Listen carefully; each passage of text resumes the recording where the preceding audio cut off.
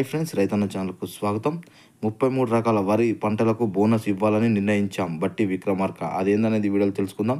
ఇప్పటి వరకు మన ఛానల్ని సబ్స్క్రైబ్ చేయకపోతే సబ్స్క్రైబ్ చేయండి, లైక్ చేయండి, షేర్ చేయండి, కామెంట్ చేయండి. తెలంగాణలోని వరి సాగు విస్తృతంగా జరుగుతుందని, కానీ పండించిన పంటకు సరైన గిట్టుబాటు ధర రాక, పెట్టుబడి రాక మిగతా రైతులకు తీవ్రంగా నష్టపోతున్నారని ఉపరాష్ట్రపతి బట్టి విక్రమార్క గారు చెప్పడం జరిగింది. ఆర్థిక మంత్రి బట్టి విక్రమార్క అన్నారు. ఇవాళ అసెంబ్లీ రాష్ట్ర బడ్జెట్ సమావేశం పెట్టిన సందర్భంగా ఆయన ప్రసంగించిన 33 రకాల వరి పంటలకు బోనస్ ఇవ్వాలని నిర్ణయించినట్లు తెలిసింది. తెలంగాణలోని వరి సాగు చాలా విస్తృతంగా జరుగుతుంది.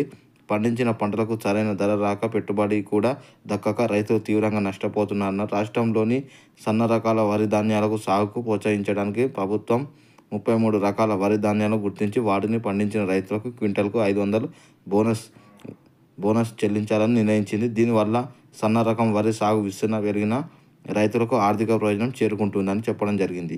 ఇప్పటివరకు మన ఛానల్ని సబ్స్క్రైబ్ చేయకపోతే సబ్స్క్రైబ్ చేయండి, లైక్ చేయండి, షేర్ చేయండి, కామెంట్ చేయండి. జై జవాన్, జై కిసాన్, జై భారత్.